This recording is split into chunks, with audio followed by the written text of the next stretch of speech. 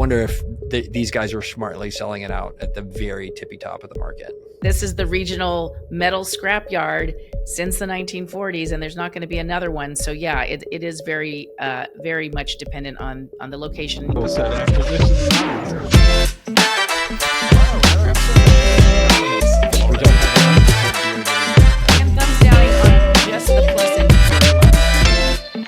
Welcome to another edition of Acquisitions Anonymous. I'm Heather Anderson, and today Michael and I go through a scrap metal recycling business. Really interesting deal. Michael is a little concerned what might be going on. It's got a few mysteries to it. We're not sure about the margins as well. So take a listen and tell us what you think.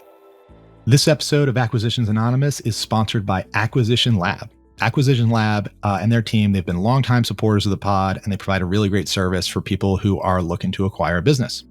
So it's created by Walker Dybel, who's become a friend, the author of Buy Then Build, How to Outsmart the Startup Game. So Acquisition Lab's an accelerator with a highly vetted, cohort-based educational and support community for people who are serious about buying a business.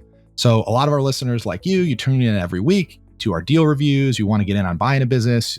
You're on this podcast because you're trying to learn how to buy a business. But if you're not quite sure where to start, Acquisition Lab is a great place to start. So they exist to help people buy a business and to navigate all those complexities of the process, everything you hear us talking about on the show. They provide a proven framework, tools, and resources that support you all the way from search to close. They do it. There's a whole bunch of educational material and support. So if you're serious about buying a business, check out acquisitionlab.com, or you can actually email the program director, Chelsea Wood, directly. Her email is chelsea@buythenbuild.com. Heather, welcome back. Good to see you, Michael. Excuse me. How are you feeling about middle age right now? I'm 49. We have never asked you your age, and I'm never going to ask, but how are you feeling about? Yeah, it's not allowed. It is not fun, it's rough. I just had a skin cancer, my first one ever removed yesterday. And it's just not a pretty thing, but you gotta do it. You gotta deal with it. So I had the same thing. We talked about it's called Mohs surgery. And for those of you who don't know, if you get skin cancer, and I have a scar right on my face, I think it's right there. Mm-hmm. It looks like just a new wrinkle to go with the other wrinkles that I have going on. But if you don't know, the way it works is you get skin cancer, and if it's subcutaneous, so like slightly below, they come in, they deaden the area, and then they cut the cancer out, and then they go take it to a lab next door while you sit there with an open wound, just like staring into space for like 20 minutes. And then they'll come back and either try to dig out more cancer, or they will close you up and say, congratulations, we got it all.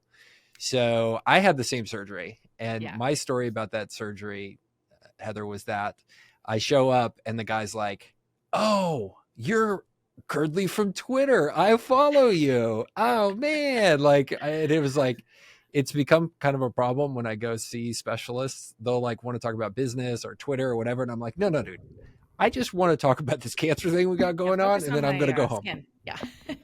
Well, my story is, see, the color of my shirt is sort of my back of my hair is about the same color as this red shirt that I'm wearing today.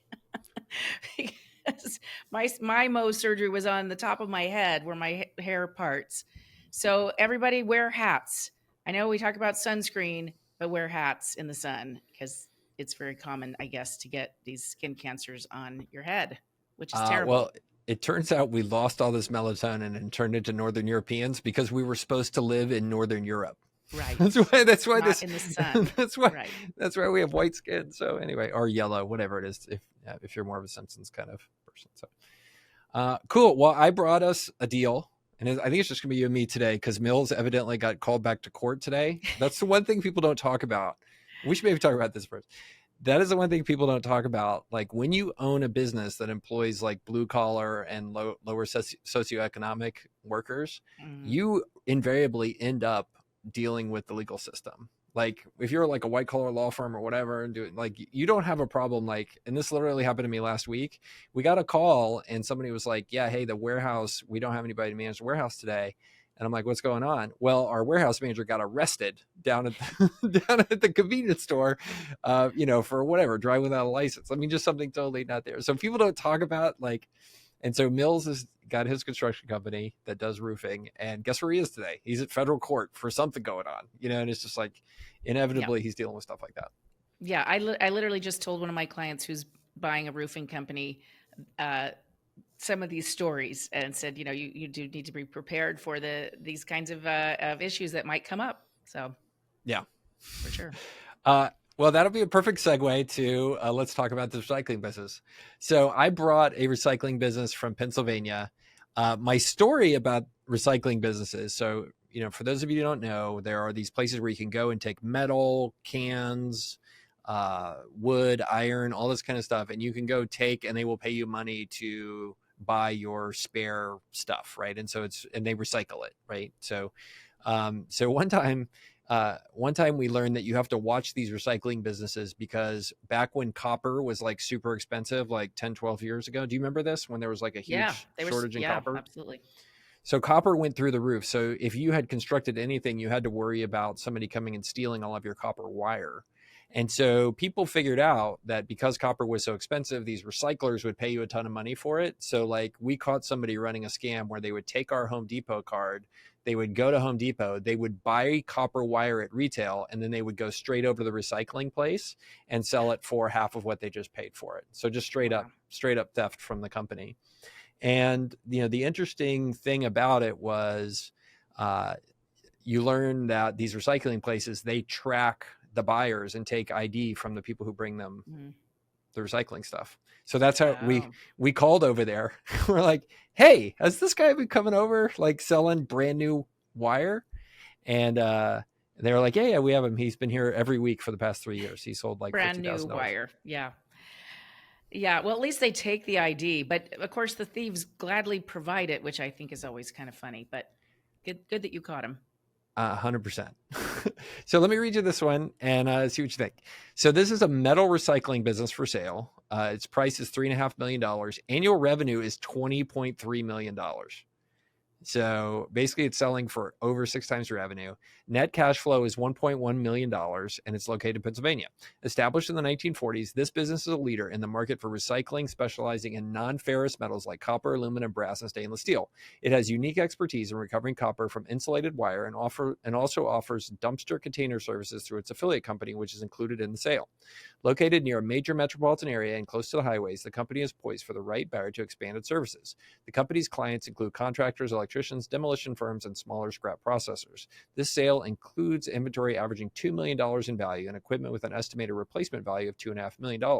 It excludes the real estate and buildings, which are valued at over $3 million. However, those can be purchased separately.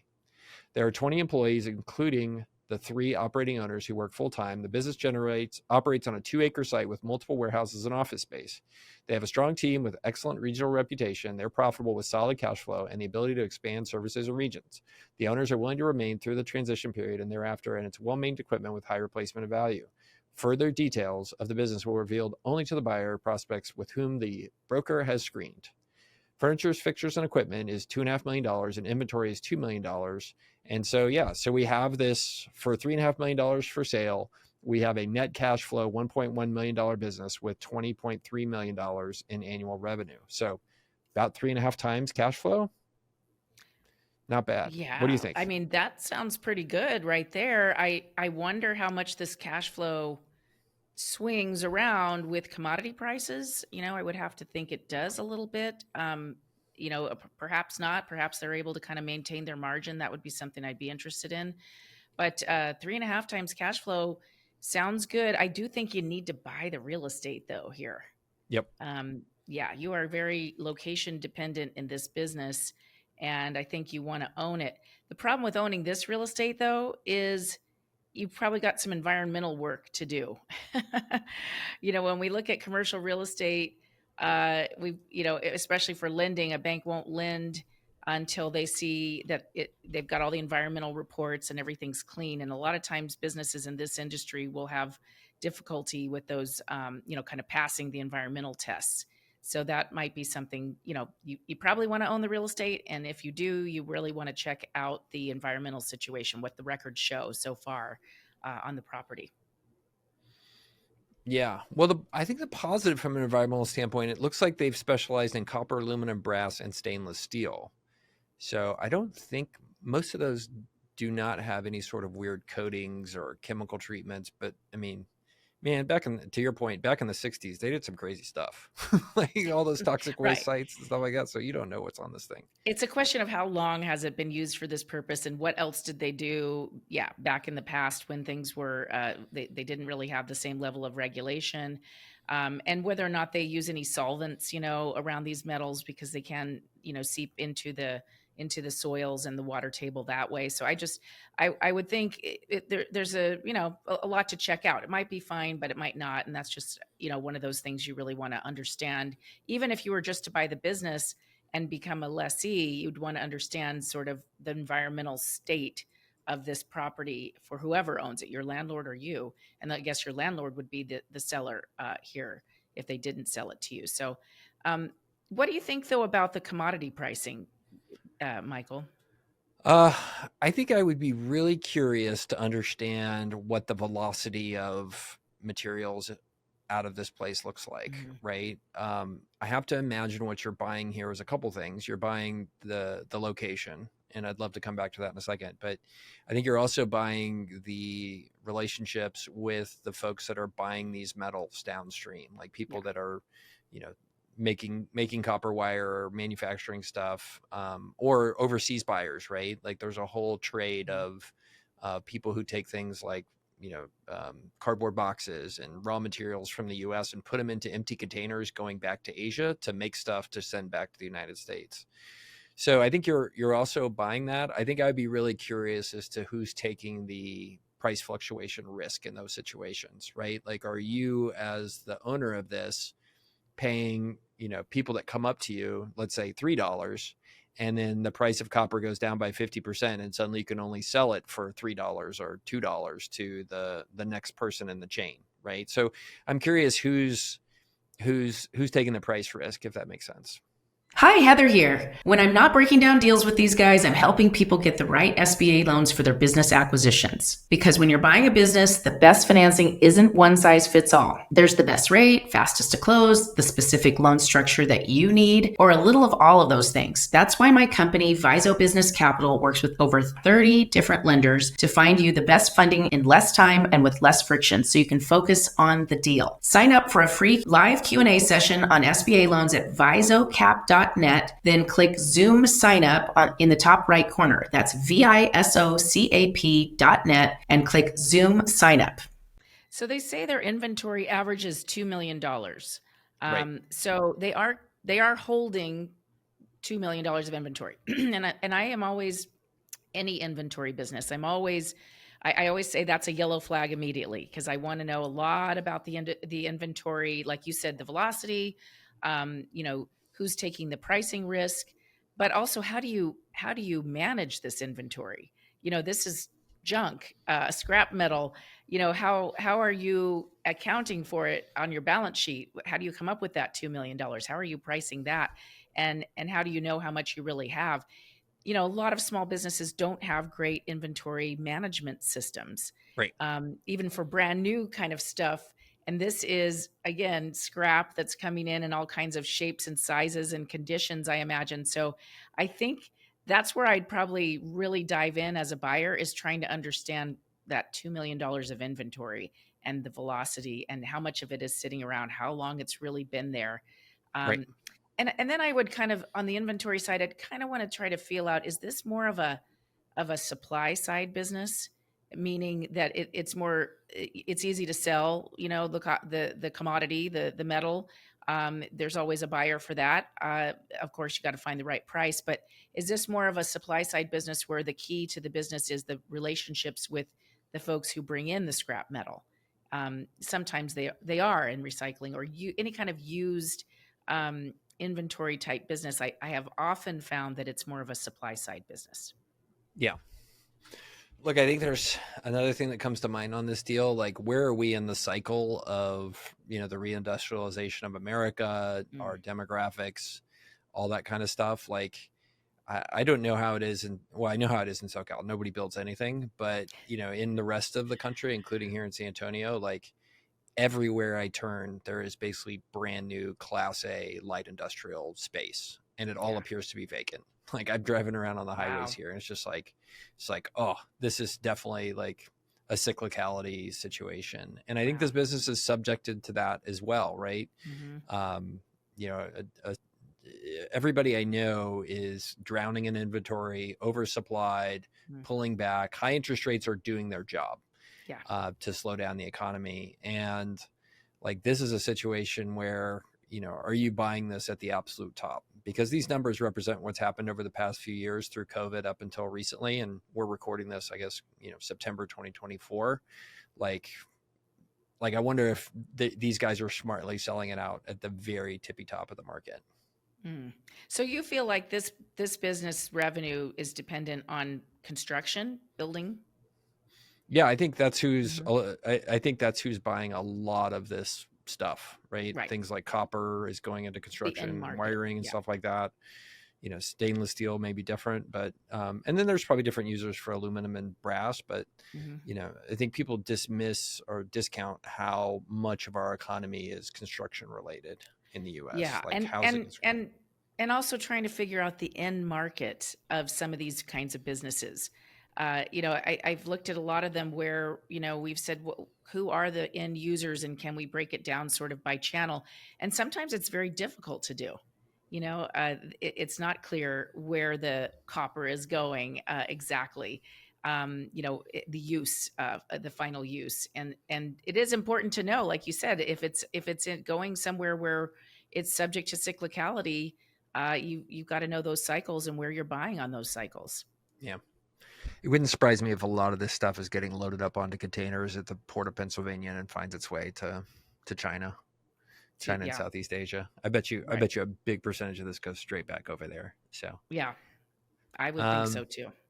so I think the other thing about this, which is super interesting, and I'm with you, like I would want to own the real estate here, is Hmm. I think that's probably 80% of the enterprise value here. Mm. And that's one of the things that has happened as America has gotten more affluent over the past 30, 40 years is when you have a nuisance type business like this, one that is like people don't want around it. And like the classic example is the local dump, the trash dump. Hmm. Like, have you ever looked into the economics of trash dumps?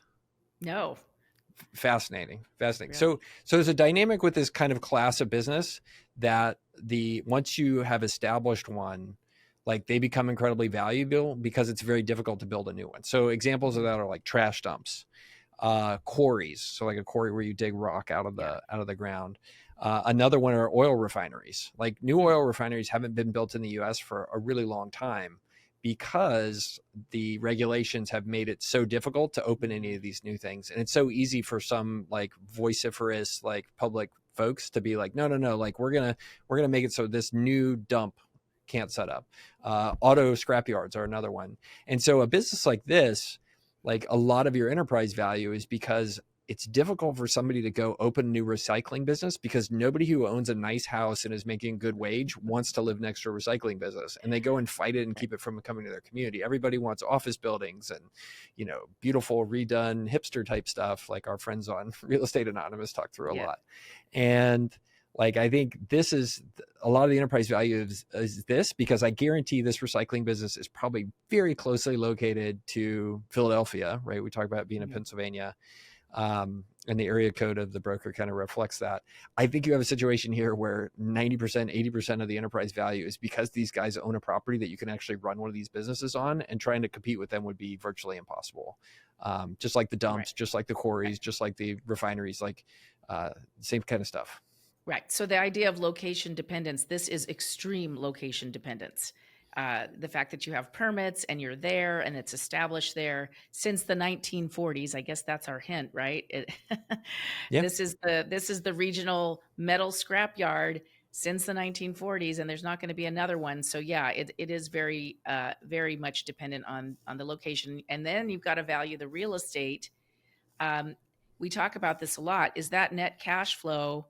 Is that with normalized market rents or not? A lot of times, what we see, it's not. Because the owners of the business own the real estate and they're not expensing market rents through the business. And so some brokers are good at normalizing it before they put it out to market, but we see a lot that don't do that. So even if you buy the real estate and they haven't done that, you've got to first figure out what the real EBITDA is. And I don't know what did they give us a hint what they would ask for the real estate down there? They just said it was available for sale. Now said it was available. Mhm. Like a lot of smart business owners, I bet they want to keep, they're doing the retirement plan where it's like, hey, I'm going to sell my business, but I'm going to own the land and get a residual from that. Like, Yeah. I know that's a good idea because I'm planning on doing it. It's a pretty good one. Use the business to buy yourself some land that then pays you rent in your old age. But is it a good idea for a buyer for this business to be the tenant, of the seller? I think you'd have to really negotiate a great lease Yeah. if you were going to do that. I mean, then you'd have to you'd have to lawyer up for the lease the same way you lawyer up for your purchase and sale agreement. Yeah, and like I would want to be able to control my destiny with a 10-year lease with 4 or 5-year options. Like I want to be, by the time this lease ends, I want to have been dead for a long time.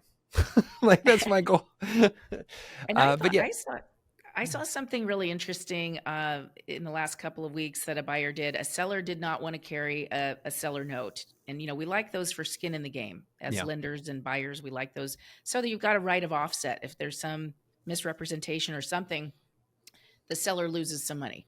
And that's a whole other topic because sometimes brokers are telling sellers to get a personal guarantee. And I'm like, no, that's not the point. The seller's supposed to have skin in the game. They're supposed to lose money if things don't go well. But this seller didn't want to, like a lot don't. And they were leasing the buyer's going to lease the real estate from the seller. So they wrote some right of offset into the lease, into the rents. So instead of having it against a note, they could get free rent for, X number of months or whatever if there were certain misrepresentations. So I thought that was interesting. I thought that was a creative structure. Yeah, getting creative these days is the way to get deals done. That's what I'll tell people. For sure. So I want to talk about one of the things I hate about this business. So they're carrying $2 million in inventory and the annual revenue is $20 million. So that means they're turning over their revenue. They're turning over their inventory. Let's say they could keep a consistent level. They're turning it over 10 times a year, which is pretty good. Mm-hmm. But for that amount of kind of revenue and how much turnover they're having to do, the cash flow from this business is not that awesome, right? It's 5%. They're running at a 5% of revenue net margin. And to your point, like this suddenly creates a ton of risk that price fluctuations can kick you in the butt, or you're in a situation where you have too much inventory and you're stuck with it, right? And you only want to get rid of it is at a loss. Like, how do you feel about the level of risk that operating at this low margin presents to a business like this? I don't like it. Yeah, this is really skinny margins, and unless you have direct experience in this industry, it would be kind of scary, for a buyer to step in. I'm sure the seller's been doing it a long time, and this is still the margin that they're eking out. And it makes me think a buyer could actually do worse. It's all about what you pay for the scrap. Yeah. And how carefully do you evaluate a big truckload of scrap, right? You can probably easily miss, right? And say, I'll pay X for it, but then you get it and you sort it out and realize it's not real. Maybe I overpaid for that truckload. Some of this isn't what I thought it was, or isn't usable, or whatever it may be. I think that's probably the key here, is having the experience to know what to pay for the goods that are coming in the door. Yeah. So we got to wrap up today because I think both you and I are on a tight schedule. But I have one more question about this, and maybe or maybe some listeners know, like, why didn't private equity come roll this space up already? Because it seems like typical private equity: find a cornered resource, lower what they're paying, charge more, get economies of scale, like get smart data. Like, why is this still out there? And frankly, I found this, for disclosure, I found this listing like a month ago. So I sit on listings and then I bring them to the show. Yeah. So do you have any thesis around why PE hasn't bought either this one or rolled up this industry in general? I think it may have to do with the real estate dependency and the fact that you can't expand. Private equity likes to be able to grow something. And it may have a little bit to do with that, and a little bit to do with how hard it is to price the margins, Yeah. and achieve good margins here. I would guess it's both.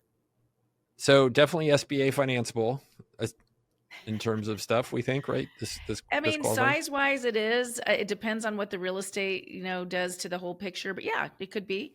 I just think it needs to be somebody. This is one where transferable experience probably not enough. It probably needs to be closer to direct experience and some knowledge of the commodity pricing and how all of that works, and probably some rollover equity, quite honestly, where the seller stays on more than 12 months. Because, SBA says if you buy them out in full, they have to leave in 12 months. But if they roll over some equity, they can stay longer. This is a case where I'd probably want that. I want some rollover equity, and I want whoever the right seller that really knows how to do the pricing and really understands the business to stay longer than 12 months. Because I think it will take that to really learn this business. Yeah, I hear you. All right. So thumbs up, thumbs down on this one?